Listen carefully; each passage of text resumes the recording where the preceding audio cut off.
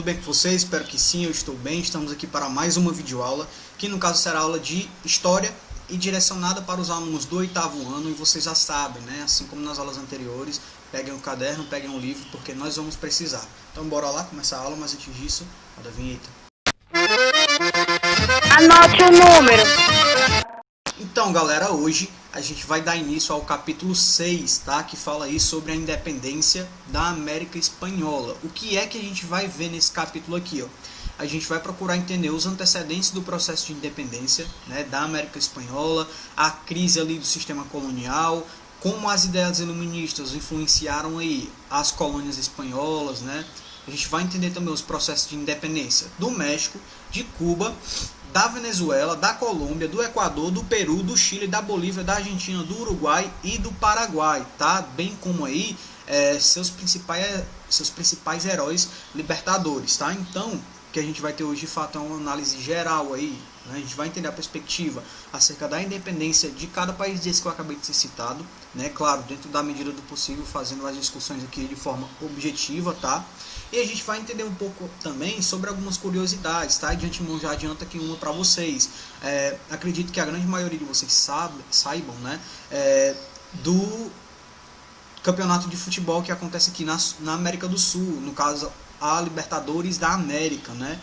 Se vocês não sabiam disso, vocês estão sabendo agora, que no caso aparece aí como uma homenagem ao conjunto de líderes, né, dos processos de independência dos países da América do Sul, né, as antigas colônias da Europa, no caso. Então, dentre os nomes, né, que mais ali se destacam no processo de independência desses países, pela participação engajada principalmente, estão o Simão Bolívar, né, o José de San Martín, tá? Então são alguns líderes aí que deram aí, né, ajudaram a batizar um campeonato de futebol, inclusive Libertadores da América. Uma curiosidade interessante, né, galera? Então hoje a gente vai procurar entender aí outras curiosidades a partir do estudo, né, da independência da América Espanhola, tá? Então bora lá. Então, galera, antes de chegar propriamente na independência, a gente precisa entender aí os antecedentes desses processos de independência, tá? No contexto da Espanha, a gente já procurou entender algumas perspectivas, né, acerca ali da coroa espanhola, a partir do momento, inclusive, que a gente fez a discussão do desbravamento aí dos oceanos por parte dos espanhóis, né, que possibilitaram o achado, né, o encontro aí, a invasão de alguns territórios que já estavam sendo habitados, tá certo? Então a gente já entendeu isso, já entendeu algumas características aí da Espanha, né, como pátria que procurava colônias, não é isso? Então a gente já entendeu coisas acerca dessa perspectiva aí, tá certo? O que é que a gente tem sobre o século XVI? A Espanha, né, se dedicou ali à exploração de metais preciosos em suas colônias americanas, tá? Em conformidade, claro, com o princípio mercantilista do metalismo, né, segundo o qual a riqueza do Estado era medido pelo tanto de metal que o Estado ali conseguia acumular, tá certo? Então, embora lucrasse muito com a mineração, a exemplo das minas de prata na Bolívia, né, por conta do não investimento na produção de manufaturas, a Espanha no caso, importava mais do que exportava, e isso gerou ali uma balança comercial desfavorável, tá certo? Então essa situação fez com que as colônias espanholas deixassem, né, de ser meras exportadoras de matéria-prima e se transformassem em mercados consumidores de manufaturas produzidas por outros países também, tá? Então nesse contexto foram buscar aí no liberalismo econômico as respostas necessárias, né, para eliminar as restrições que antes eram aplicadas ao comércio e à indústria das colônias também, certo? Então, novas ideias políticas e filosóficas, portanto, né, incentivavam a quebra de tradições como forma de conquistar novas possibilidades, claro, e o enfrentamento das dificuldades econômicas fosse uma realidade também, certo? Em relação à coroa espanhola, né, no processo de colonização, o que era que a gente tinha naquele momento ali? A gente sabe que a coroa espanhola, ela de certa forma, né, de forma objetiva, claro, ela pressionava muito as suas colônias, tá? A procura aí, claro, de atividades que fossem rentáveis aí para a coroa espanhola, né? A partir disso, a coroa espanhola só via suas colônias ali como mero local que iria disponibilizar lucro para ela, tá? Então, para isso, de fato, as atividades relacionadas ao trabalho forçado estavam inseridas no contexto das suas colônias, né? O único objetivo da colônia, de fato, era que a colônia fosse rentável ali para a coroa espanhola. Tá? Então, o trabalho ele começou aí a ser mais cobrado por parte dos colonos que estavam lá nas colônias. Tá? Então, o descontentamento social ali por parte dos colonos de fato começou a ocorrer ali nas colônias espanholas, tá certo? Então movimentações aí começaram a surgir a partir, por exemplo, da independência dos Estados Unidos. A partir da independência dos Estados Unidos, as colônias espanholas elas começaram a ver ali uma possibilidade de se emancipar também, de buscar a sua independência, né? Eles começaram a ver, olha, os Estados Unidos está procurando a sua independência, conseguiu a sua independência. Eu acho que a gente deveria fazer a mesma coisa aqui, porque a coroa espanhola está sugerindo muito da gente, está cobrando muito da gente, os impostos estão sendo cobrados aí de forma indiscriminada, tá? Então a gente não está conseguindo se desenvolver aqui, então eu acho que a gente precisa procurar a nossa independência, a nossa emancipação aí da Espanha, tá? Além disso, a Revolução Francesa com seus ideais iluministas, né, de igualdade, né, de liberdade, de fraternidade, claro, sem dúvida nenhuma, possibilitou aí com que esses pensamentos entrassem no contexto das colônias espanholas, né, e a partir disso influenciasse as pessoas também a buscar aí a sua independência, né, buscar aí se inserir no contexto de igualdade social, tá certo? Então, galera, a crise no sistema colonial ele começou a se tornar uma realidade em relação à economia da América Espanhola. O que era que a gente tinha? A gente percebia que diversas atividades eram realizadas, tá certo? Porém, a principal atividade, né, que era a atividade com que a coroa espanhola tinha o objetivo de lucrar mais, era com a atividade mineradora, tá certo? Então, ali nos territórios que hoje compreendem os territórios da Bolívia, do Peru, a atividade mineradora era muito forte. Porém, existiram outras atividades aí que apareceram como atividades secundárias, né? Uma segunda forma de gerar lucro além das atividades mineradoras. Então, apareciam aí as atividades da agropecuária, certo? A pecuária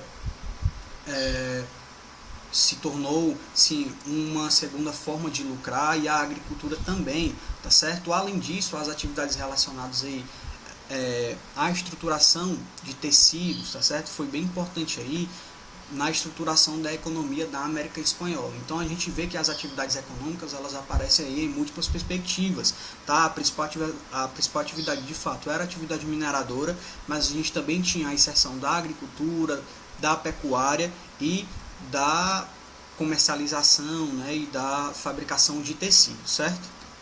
Em relação à sociedade da América Espanhola, galera, o que é que a gente tem? Pronto, em relação à estrutura social, a gente consegue falar aqui nesse primeiro momento. No topo estavam de fato os espanhóis, tá? Aquelas pessoas vindas lá da coroa espanhola para desenvolver suas atividades aqui. Então, eles eram chamados de chapetones, tá? Eram as pessoas que de fato tinham mais poder, que estavam no topo da pirâmide, tá? No meio, aqui de forma intermediária, estavam as pessoas que de certa forma eram descendentes de espanhóis, tá? Pessoas filhas de espanhóis, porém que nasceram no contexto da América. Então eles não tinham os mesmos direitos que os chapetones, tá? Então eles estavam aqui no meio. Na base, claro, estavam o restante, né? Estavam os índios, estavam também os africanos escravizados, não é, galera? Então estavam as pessoas menos desfavorecidas, né? Os escravos, os índios, os africanos, tá certo? Então a gente tinha essa estrutura, tá? A gente tinha os chapetones, né, que de fato eram os espanhóis, né, da coroa espanhola. No meio a gente tinha os descendentes dos espanhóis, né, que não tinham os mesmos privilégios que os espanhóis de fato, então eles estavam no meio, que eram conhecidos como os crioulos, tá? E na base estavam os índios, né, os africanos, etc, tá certo? Então, apesar de serem a minoria, os chapetones, né, e os crioulos, os espanhóis, né, os descendentes espanhóis, eles estavam inseridos ali no contexto de uma maior importância social, tá? Eram eles que realizavam aí as atividades relacionadas à estruturação e ao controle da economia na América Espanhola, tá? Porém, os chapetones, entre os chapetones e os crioulos, existia uma certa diferenciação, né, na forma de serem tratados perante a sociedade. Os crioulos eram descendentes de espanhóis, mas eles não tinham os mesmos direitos, então eles também ficavam, de certa forma, à margem ali da sociedade. E eles começaram a perceber que isso aí gerava, eles começaram a se tornar descontentes, né, em relação a essa dinâmica, eles começaram a ter uma certa ideia de que isso de fato precisava mudar, tá? Eles também eram descendentes de espanhóis, então em relação à base da pirâmide, eles também tinham certos privilégios, então eles podiam viajar, por exemplo, para a Espanha, ali para o contexto da Europa, para estudar em universidades. Isso possibilitou algumas dinâmicas? Sim, galera. A inserção dos ideais iluministas no contexto da América, tá? A partir do momento em que os chapetones eles tinham acesso aí à educação europeia, eles também começaram a internalizar aí algumas perspectivas do iluminismo, né? De igualdade, de fraternidade, tá certo? E começaram a trazer isso ao voltar para as colônias espanholas, tá? Então isso começou a influenciar diretamente o pensamento das pessoas, a procura de melhores condições de vida, a procura aí de igualdade social, a procura de direitos, tá? Então os chapetones aí aparecem como figuras importantes a partir do momento em que eles começaram a inserir no contexto da América Espanhola as perspectivas do iluminismo, certo? Em relação à independência do México, galera, o que é que a gente consegue perceber?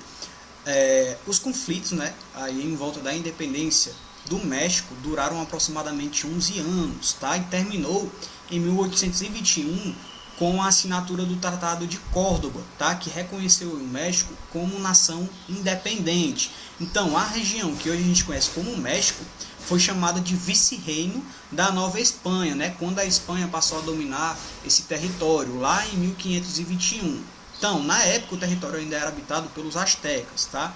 A partir de 1810, passou a existir um movimento pela libertação e pela independência, tá? Que foi liderado aí por algumas pessoas. Então, a gente percebe que no decorrer desses movimentos de independência, a gente percebe que em alguns momentos a sociedade mexicana ela estava de certa forma dividida, tá? E que os mexicanos de certa forma lutavam entre si, tá? Porém, a partir de 11 anos, né, após 11 anos aí, a guerra de fato veio terminar, né, que terminou, como eu já falei, em 1821, tá certo? Em relação à independência de Cuba, o que é que a gente tem? Galera, a independência de Cuba foi uma das mais dramáticas e mais longas aí, dos processos de independência da América Latina, tá? Então, o século XIX representou para a Espanha a perda, né, das suas colônias americanas, e Cuba foi uma das últimas a entrar no contexto de independência, tá? Quando a gente fala aí de independência de Cuba, a gente não pode ligar somente a conflitos aí no contexto civil, né, dentro do território cubano com a Espanha, não, tá? A gente percebe que os Estados Unidos sempre teve um olhar ali mais interessado no território de Cuba, principalmente porque Cuba era uma região que era produtora em açúcar, né, de forma abundante. Então os Estados Unidos sempre teve um olhar especial ali para Cuba, tá? Então, para entender a história de independência de Cuba, não é necessário só a gente levar em consideração a Espanha, mas a gente precisa também ter em mente que os Estados Unidos também tinham um grande interesse no território cubano, tá? Então, por várias vezes, o país tentou comprar, fazendo propostas ao governo espanhol, né, que não queria deixar a soberania sobre a ilha cubana, tá? Ainda assim, os norte-americanos exerciam uma forte influência sobre ela. Então, os Estados Unidos sempre esteve aí em volta de Cuba, né, para tentar ali ter alguma inserção no contexto cubano. Então, os cubanos eles tiveram também que continuar o movimento de independência contra os Estados Unidos, tá certo? Então, em 1901, eles conseguiram a aprovação de uma constituição para o país, Porém, essa emenda, né, à Constituição, reduzia a independência de Cuba e permitia a intervenção militar dos norte-americanos na ilha, aumentando o controle das principais atividades econômicas do país. Em 1903, o que foi que a gente teve? Um tratado entre Cuba e Estados Unidos, que autorizou eles utilizarem duas bases militares, né, a de Bala Funda, né, a de Baia Funda, na verdade, e a de Guantánamo, tá? Que eram utilizados ali até o dia atual, né? Que são utilizados aí até atualmente. Então, Cuba foi um dos casos em que um opressor, no caso a Espanha, foi substituído por outro, né? Pelos Estados Unidos. Um espaço ali de autonomia para o povo cubano só foi conseguido no final da década de 1950, com a Revolução Cubana, que foi liderada por quem, galera? Por Fidel Castro, né? E por Ernesto Che Guevara. Em relação à independência dos territórios que a gente conhece hoje, como Peru, Chile e Bolívia, galera, naquele período, né, da coroa espanhola, essas localidades eram conhecidas ali como vice-reino do Peru, tá? Essa região aí, claro, compreende os territórios, como eu já falei, atualmente conhecidos como Peru, Chile e Bolívia, tá? A região chilena ali era uma importante localidade para exploração mineral principalmente, tá? E também era de grande interesse pelas vastas extensões de terras que eram dedicadas ali à prática da agricultura e da pecuária. Então, o processo de independência do Chile contou com, entre aspas, um patrocínio inglês para a obtenção ali de armas, tá? Após a libertação do Chile, o país ficou ali à mercê do Império Inglês, né, que com a ajuda ali da Igreja Católica preservou os privilégios da elite crioula, tá? Em relação ao que a gente conhece hoje como Bolívia, né, galera, o território boliviano, ele foi um dos primeiros a se rebelar contra o domínio espanhol, já lá em 1809, tá? Então seguiram-se aí anos de luta até a independência, que ocorreu apenas em 1825, sobre a liderança de Simón Bolívar, tá? Sendo aí justamente por causa dele a adoção desse nome para o país, né? Uma homenagem ao seu libertador, né? Por isso que o nome hoje do país é conhecido como Bolívia, tá certo? Agora, em relação à independência dos territórios que a gente conhece hoje como a Argentina, do Paraguai e do Uruguai, o que é que a gente tem? Em 1810, no contexto da Argentina, a gente teve aí algumas tentativas de emancipação, né, por parte da sociedade argentina, tá? No contexto daquele território ali, que claro é conhecido como hoje o território da Argentina. Porém, essas tentativas de emancipação, esses movimentos de fato não se concretizaram, tá? Porém, essa experiência aí que trouxeram o ideal patriota, né, para essa parte aí do território, embora não tenha conseguido declarar a independência, por causa ali da divergência entre projetos de liderança, né, para libertar o território que é tão vasto e distinto, proporcionou as condições para consolidação da independência, que só aconteceu quando, gente? Em 1816, tá? Então, os principais nomes da independência da Argentina são Mariano Moreno e Manuel Belgrano, tá? São responsáveis ali pelo controle, foram responsáveis no caso, né, pelo controle do exército e pelas estratégias de guerra. Em relação ao Paraguai, o que é que a gente tem?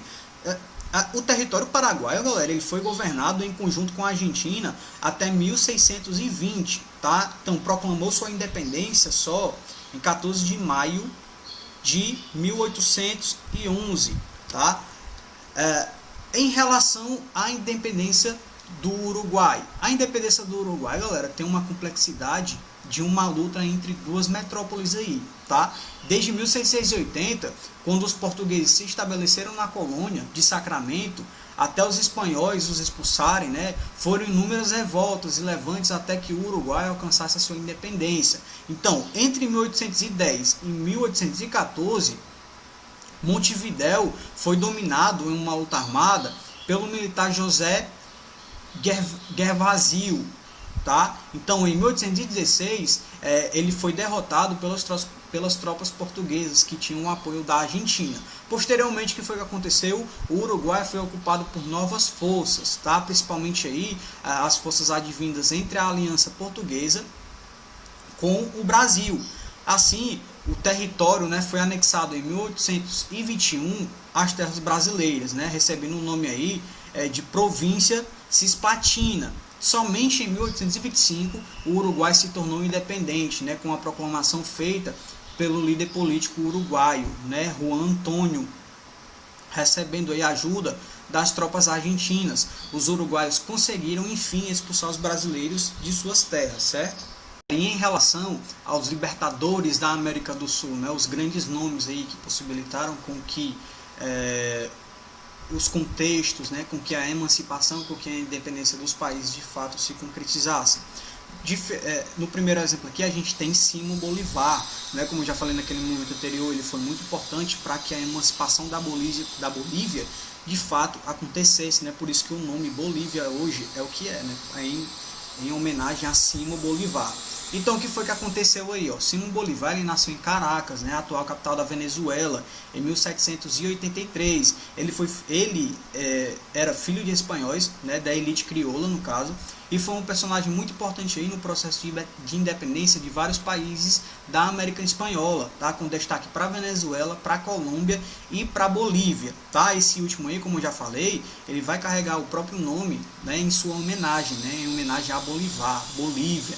Tá? Então Bolívar ele foi fortemente influenciado, inclusive, pelos ideais do iluminismo, tá? Tendo viajado aí para a Europa com apenas 14 anos, né, onde estudou as obras dos principais autores iluministas que influenciaram ali a Revolução Francesa. Então ele ficou conhecido por ser um homem diplomático e estrategista, né, que eram características ali utilizadas para o andamento das lutas pela independência dos países que influenciou, tá certo? Outro importante nome, galera, quem foi? Foi José San Martín, né?